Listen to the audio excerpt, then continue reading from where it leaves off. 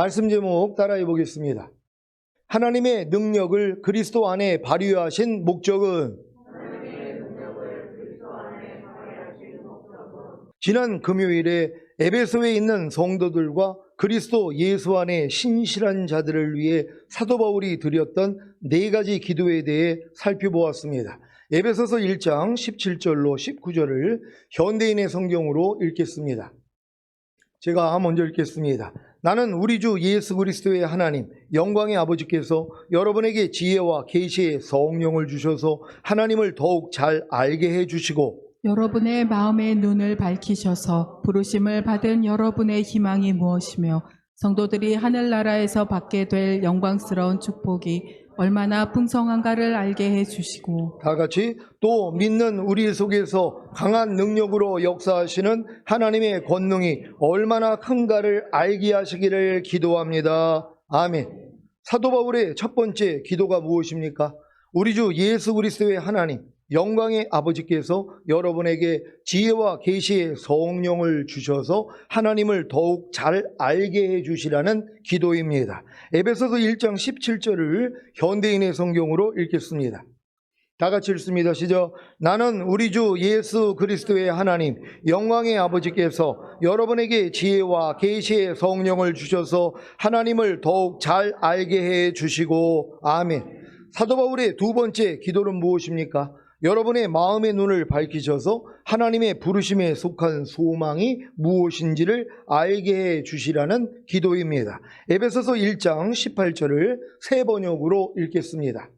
다 같이 읽습니다. 시작. 여러분의 마음의 눈을 밝혀주셔서 하나님의 부르심에 속한 소망이 무엇이며 성도들에게 베푸시는 하나님의 영광스러운 상속이 얼마나 풍성한지를 여러분이 알게 되기를 바랍니다. 아멘. 하나님의 부르심에 속한 소망이 무엇입니까?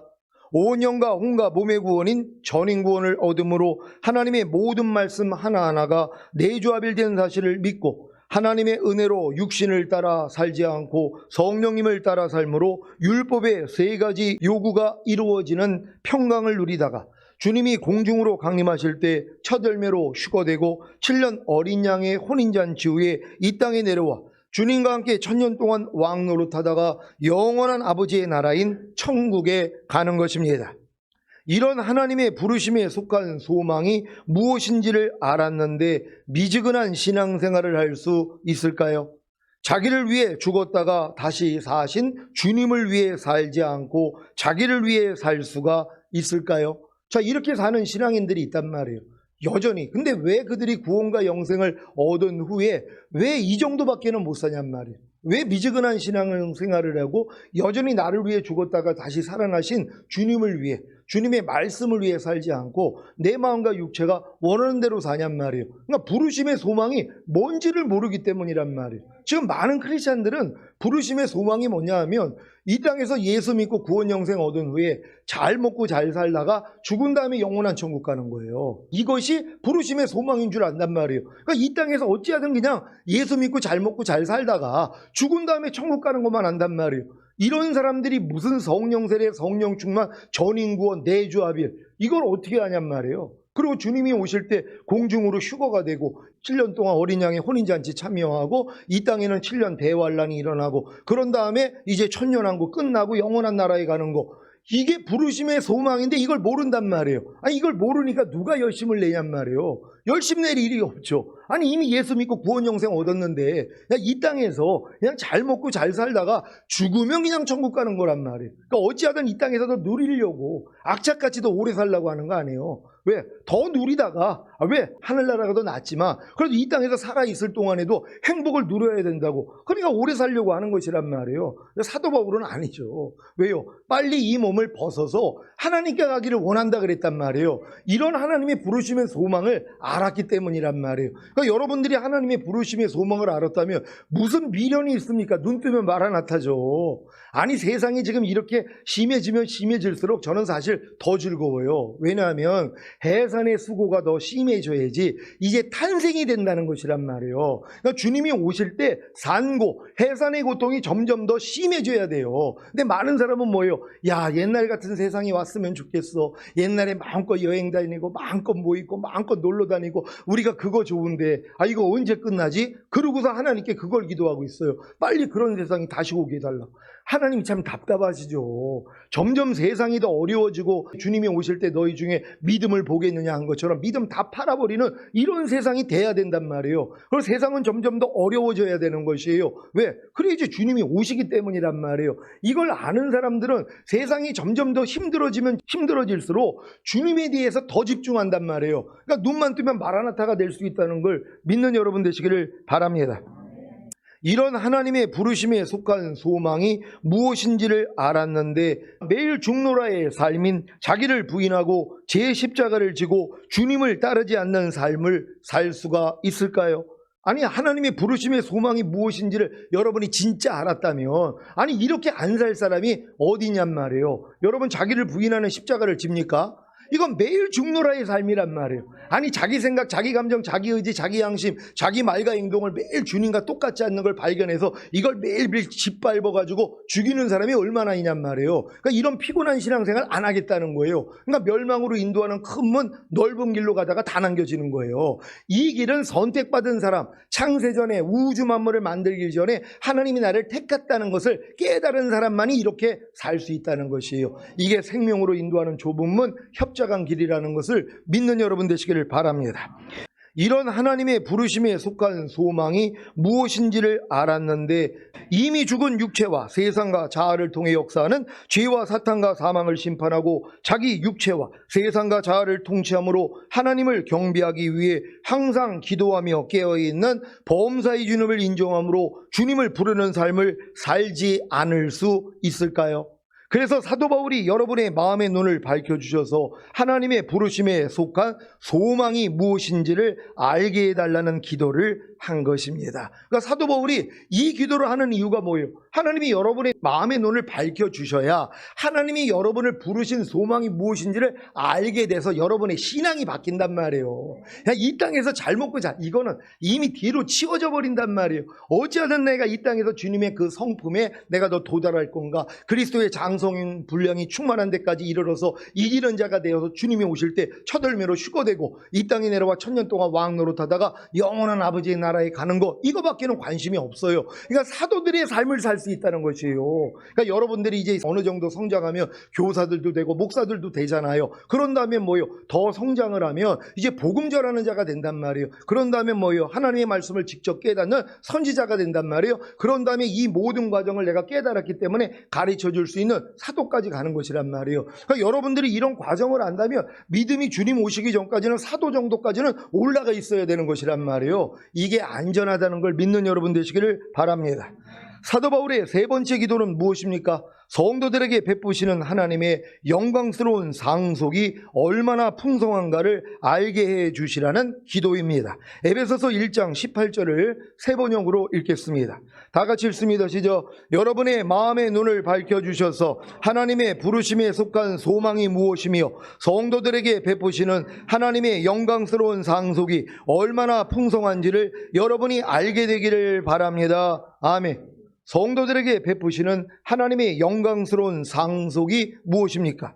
죽은 다음에 가는 천국입니까? 천국에 가기 전에 먼저 천년왕국에서 주님과 함께 왕노릇 해야 하지 않겠습니까? 갈라디아서 5장 19절로 21절을 세 번역으로 읽겠습니다. 제가 먼저 읽습니다.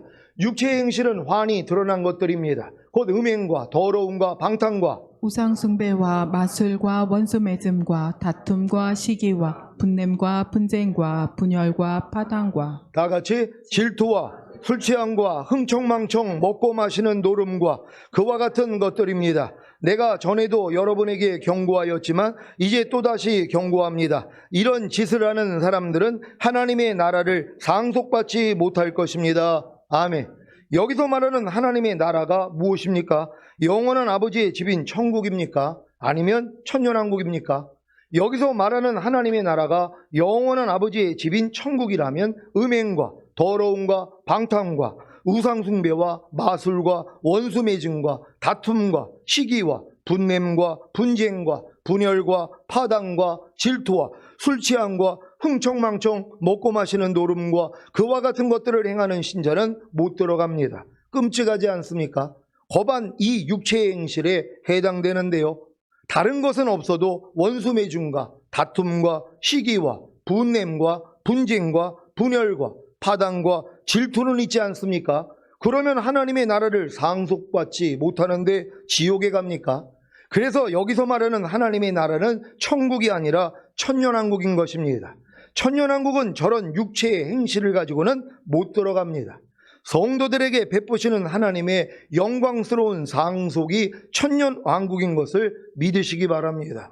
이 천년왕국은 이미 아브라함 때부터 하나님이 약속하신 것이란 말이에요. 그리스도가 통치하시는 나라, 이게 이 땅에서 이루어지는 것이에요. 그러니까 하나님의 나라가 이 땅에 이루어지기를 위해서 기도하라 그러는 거 아니에요. 그러니까 메시아는 이 땅에서 천년 동안 왕노릇하는 거예요. 이게 에덴의 회복이란 말이에요. 그러니까 여러분은 반드시 이기는 자가 돼서 휴거된 다음에 이 땅에 내려와 천년 동안 왕노릇을 하다가 영원한 아버지의 나라에 가는 것이란 말이에요. 이게 하나님이 여러분에게 상속시켜 주시는 하나님 나라라는 걸 믿는 여러분 되시기를 바랍니다. 사도 바울의 네 번째 기도는 무엇입니까? 믿는 사람들인 우리에게 강한 힘으로 활동하시는 하나님의 능력이 얼마나 엄청나게 큰지를 알게 해 주시라는 기도입니다. 에베소서 1장 19절을 세 번역으로 읽겠습니다. 다 같이 읽습니다. 시작. 또한 믿는 사람들인 우리에게 강한 힘으로 활동하시는 하나님의 능력이 얼마나 엄청나게 큰지를 여러분이 알기 바랍니다. 아멘. 왜 이 기도가 중요한 것입니까? 하나님의 부르심에 속한 소망과 성도들에게 베푸시는 풍성한 하나님의 영광스러운 상속을 얻기 위해서는 반드시 믿는 사람들인 우리에게 강한 힘으로 활동하시는 하나님의 능력이 얼마나 엄청나게 큰지를 알아야 하기 때문입니다. 아니, 믿는 사람들인 우리에게 강한 힘으로 활동하시는 하나님의 능력이 얼마나 엄청나게 큰지를 모르는데 어떻게 하나님의 부르심에 속한 소망과 성도들에게 베푸시는 풍성한 하나님의 영광스러운 상속을 얻을 수 있겠습니까? 그래서 그 다음 절부터 엄청나게 큰 하나님의 능력이 무엇인지를 말하는 것입니다. 에베소서 1장 20절, 21절을 세 번역으로 읽겠습니다. 제가 먼저 읽습니다. 하나님께서는 이 능력을 그리스도 안에 발휘하셔서 그분을 죽은 사람들 가운데서 살리시고 하늘에서 자기의 오른쪽에 앉히셔서 모든 정권과 권세와 능력과 주권 위에 그리고 이 세상뿐만 아니라 오는 세상에서 일컬을 모든 이름 위에 뛰어나게 하셨습니다. 아멘. 하나님께서는 이 능력을 그리스도 안에 발휘하셔서 하나님이 엄청나게 큰 하나님의 능력을 그리스도 안에서 발휘하셔서 하신 일이 무엇입니까? 첫째는 예수님을 죽은 사람들 가운데서 살리신 것입니다. 이것이 왜 엄청나게 큰 하나님의 능력입니까? 예수님의 죽으심은 온 인류의 모든 죄를 예수님의 육신에 짊어지신 것인데 예수님이 온 인류의 모든 죄를 다 사했기 때문에 하나님이 예수님을 죽은 사람들 가운데서 살리신 것입니다. 그 결과 예수님이 메시아이신 그리스도가 되신 것이고 그리스도가 하나님의 능력이 된 것입니다. 그래서 누구든지 예수님이 그리스도이신 사실을 믿기만 하면 구원을 얻는 것입니다. 왜요? 그리스도가 바로 하나님의 능력이요 하나님의 지혜이시기 때문입니다. 고린도전서 1장 22절로 24절을 한 절 한 절 교독하겠습니다. 제가 먼저 읽습니다. 유대인은 표적을 구하고 헬라인은 지혜를 찾으나 우리는 십자가에 못 박힌 그리스도를 전하니 유대인에게는 거리끼는 것이요 이방인에게는 미련한 것이로되 다 같이 오직 부르심을 입은 자들에게는 유대인이나 헬라인이나 그리스도는 하나님의 능력이요 하나님의 지혜이니라. 아멘. 여러분은 그리스도가 하나님의 능력이요 하나님의 지혜이신 사실을 믿습니까? 그러면 구원을 받은 것이고 결국에는 하나님의 완전한 아들들의 자리까지 성장할 것입니다. 왜요? 이걸 하기 위해서 주님이 여러분 안에 들어오셨기 때문이란 말이에요. 그러니까 사도 바울이 이 확신을 가진 거예요. 너희 안에서 착한 일을 시작하시니까 그리스도의 예수의 날까지 온전히 이룰 줄 내가 확신하노라. 그러니까 여러분이 휴거되고 천년왕국에 들어갈 때까지 주님이 역사하신다는 것이란 말이에요. 근데 뭐예요? 이건 진리를 아는 것만큼 이 진리가 여러분을 자유케 한단 말이에요. 그러니까 이런 진리를 알기만 하면 여러분이 침노할 수 있는데 모른단 말이에요. 밤날 그리스도 도의 6가지 초보나 배우고 있어요. 그런 다음에 이 땅에서 잘 먹고 잘 사는 방법이나 배우고 그런 다음에 천국 갈 거 이거나 지금 바라보고 있어요. 이런 사람들은 어차피 해당이 안 된단 말이에요. 그러니까 여러분들이 반드시 하나님이 여러분이 거듭난 후부터 배워야 되는 말씀을 차곡차곡 배워서 결국은 온 영과 혼과 몸 안에 하나님의 모든 말씀이 하나가 된 것까지 믿어지는 믿음까지 잘 성장하시기를 바랍니다. 하나님이 엄청나게 큰 하나님의 능력을 그리스도 안에 발휘하셔서 하신 일은 둘째, 하늘에서 자기의 오른쪽에 앉히신 것입니다.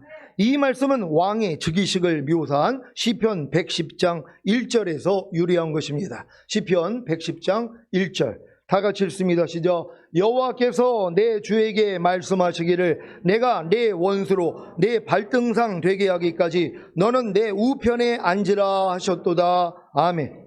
하나님이 하늘에서 예수님을 자기의 오른쪽에 앉히신 것은 공간적인 개념이 아니라 통치권의 개념으로 하나님께서 그리스도를 만물의 주인으로 삼으시고 그러한 위치를 감당할 수 있는 권한과 능력을 주셨음을 시사합니다. 하나님이 엄청나게 큰 하나님의 능력을 그리스도 안에 발휘하셔서 첫째로 예수님을 죽은 사람들 가운데서 살리시고 둘째로 하늘에서 주님을 자기의 오른쪽에 앉히신 목적이 무엇입니까? 주님을 모든 정권과 권세와 능력과 주권 위에 그리고 이 세상뿐만 아니라 오는 세상에서 일컬을 모든 이름 위에 뛰어나게 하신 것입니다. 예수님은 어떻게 해서 이러한 영광을 하나님께 받은 것입니까? 예수님이 자기를 비워 종의 형체를 가져 사람들과 같이 되었고 사람의 모양으로 나타나셨음에 자기를 낮추시고 십자가에 못 박혀 죽기까지 복종하셨기 때문입니다. 빌립보서 2장 5절로 11절 말씀입니다. 제가 먼저 읽습니다. 너희 안에 이 마음을 품으라. 곧 그리스도 예수의 마음이니 그는 근본 하나님의 본체시나 하나님과 동등됨을 취할 것으로 여기지 아니하시고 오히려 자기를 비워 종의 형체를 가져 사람들과 같이 되었고 사람의 모양으로 나타나셨음에 자기를 낮추시고 죽기까지 복종하셨으니 곧 십자가에 죽으심이라. 이러므로 하나님이 그를 지극히 높여 모든 이름 위에 뛰어난 이름을 주사 하늘에 있는 자들과 땅에 있는 자들과 땅 아래 있는 자들로 모든 무릎을 예수의 이름에 꿇게 하시고 다 같이 모든 입으로 예수 그리스도를 주라 시인하여 하나님 아버지께 영광을 돌리게 하셨느니라. 아멘. 예수님이 자기를 비워 종의 형체를 가져 사람들과 같이 되었고 사람의 모양으로 나타나셨음에 자기를 낮추시고 십자가에 못 박혀 죽기까지 복종하셨기 때문에 하나님이 그를 지극히 높여 모든 이름 위에 뛰어난 이름을 주사 하늘에 있는 자들과 땅에 있는 자들과 땅 아래에 있는 자들로 모든 무릎을 예수의 이름에 꿇게 하시고 모든 입으로 예수 그리스도를 주라 시인하여 하나님 아버지께 영광을 돌리게 하시는 사실을 믿습니까? 왜요? 하나님께서는 만물을 그리스도의 발 아래 굴복시키시고 그분을 만물 위에 교회의 머리로 삼으시기 위해서입니다. 에베소서 1장 22절을 세 번역으로 읽겠습니다. 다 같이 읽습니다. 시작. 하나님께서는 만물을 그리스도의 발 아래 굴복시키시고 그분을 만물 위에 교회의 머리로 삼으셨습니다. 아멘. 결국 하나님이 엄청나게 큰 하나님의 능력을 그리스도 안에 발휘하셔서 첫째로 예수님을 죽은 사람들 가운데서 살리시고 둘째로 하늘에서 주님을 자기의 오른쪽에 앉히신 목적은 주님을 교회의 머리로 삼으시기 위함인 것입니다. 예수님이 교회의 머리가 되시는 사실을 믿습니까? 이 교회가 여러분인 것을 사도 바울은 에베소서 2장에서 설명하십니다. 결국 주님이 교회의 머리가 되셨다는 것은 구원받아 주님과 하나가 된 여러분의 머리가 되셨다는 것입니다. 그 결과가 무엇으로 나타나겠습니까? 만물 안에서 만물을 충만케 하시는 분의 충만함으로 나타나는 것입니다. 에베소서 1장 23절을 세 번역으로 읽겠습니다. 다 같이 읽습니다. 시작. 교회는 그리스도의 몸이요 만물 안에서 만물을 충만케 하시는 분의 충만함입니다. 아멘. 여러분은 그리스도의 몸된 교회가 되셨습니까? 그렇다면 어떤 일이 일어나야 하는 것입니까? 만물 안에서 만물을 충만케 하시는 분의 충만함이 여러분을 통해 나타나야 하는 것입니다. 이것이 무엇입니까? 하나님의 부르심에 속한 소망과 성도들에게 베푸시는 풍성한 하나님의 영광스러운 상속을 얻는 것입니다. 여러분이 그리스도의 몸된 교회가 되셨다면 만물 안에서 만물을 충만케 하시는 분의 충만함을 통해 당연히 하나님의 부르심에 속한 소망과 성도들에게 베푸시는 풍성한 하나님의 영광스러운 상속을 얻어야 하지 않겠습니까? 하나님의 부르심에 속한 소망이 무엇입니까? 온 영과 혼과 몸의 구원인 전인 구원을 얻음으로 하나님의 모든 말씀 하나하나가 내주합일된 사실을 믿고 하나님의 은혜로 육신을 따라 살지 않고 성령님을 따라 삶으로 율법의 세 가지 요구가 이루어지는 평강을 누리다가 주님이 공중으로 강림하실 때 첫 열매로 휴거되고 7년 어린 양의 혼인잔치 후에 이 땅에 내려와 주님과 함께 1000년 동안 왕노릇하다가 영원한 아버지의 나라인 천국에 가는 것입니다.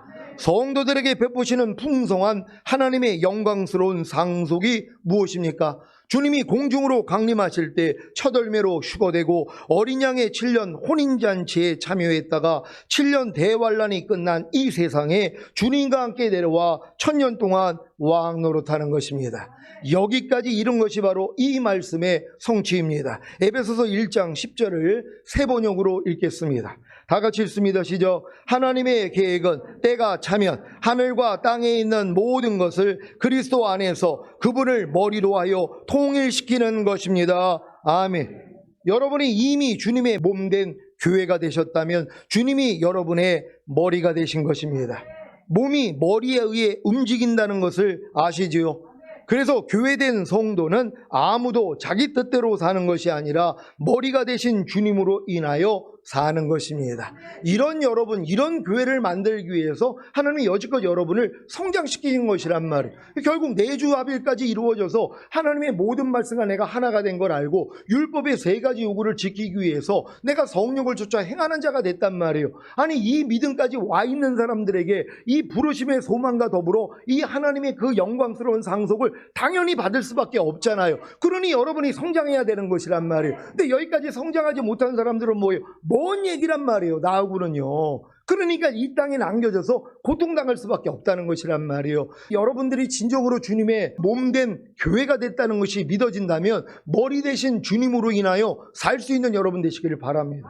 머리에서 마음과 생각이 나온단 말이에요. 그러면 이 몸은 뭐예요? 순종만 하면 되잖아요. 그러니까 여러분들이 진짜 머리가 주님이라면 주님으로 인하여 사셔야 된단 말이에요. 그러니까 머리에게 물어보게 해야죠. 범사의 나를 인정하라. 그러면 내가 네 길을 지도하리라 한 것처럼 무슨 일이 일어나도 내 안에 있는 주님께 물어보기를 해야 된단 말이에요. 근데 우리는 머리가 둘이에요. 주님도 머리고 내 머리도 있거든요. 이 머리가 서로 머리가 되려고 싸움을 하는 거예요. 여러분의 머리는 가려야죠. 왜 여자들이 결혼할 때 면사포를 씁니까? 머리를 가리기 위함이에요. 결혼할 때 여자들이 면사포를 써서 내 머리를 가리는 건 나는 이제 머리가 없습니다. 내 머리는 남편입니다. 이걸 고백하는 것이란 말이에요. 여러분도 주님의 신부가 되셨습니까? 주님의 아내가 되셨습니까? 그렇다면 여러분의 머리를 가려야 되는 것이란 말이에요. 여러분의 머리는 없어요. 이젠 그리스도가 여러분의 머리란 말이에요. 하나님의 모든 말씀이 여러분의 머리란 말이에요. 그 머리로부터 나오는 마음과 생각으로 살면 된단 말이에요. 이게 순종하는 삶이란 말이에요. 그러니까 하나님이 하라, 하지 말라, 버려라, 지켜라는 모든 말씀들에 무조건 아멘하는 사람, 이게 진짜 교회가 돼 있는 사람들이란 말이에요. 이런 교회를 데리러 오겠다는 것이란 말이에요. 여러분은 이제 이 믿음이 와 있지 않습니까? 그러니까 매일매일 삶 가운데서 이 훈련받는 여러분 되시기를 바랍니다. 자, 이러한 삶이 무엇입니까? 매일 육신을 따라 살지 않고 성령님을 따라 삶으로 율법의 세 가지 요구가 이루어지는 빛의 아들이요 낮의 아들인 깨어 근신하는 하나님의 완전한 아들들의 삶을 사는 것입니다. 오늘 선포된 말씀을 통해 여러분이 그리스도의 몸된 교회가 되시는 사실이 믿어진다면 만물 안에서 만물을 충만케 하시는 분의 충만함이 여러분을 통해 마음껏 나타나게 하시기를 예수 그리스도의 이름으로 축원합니다.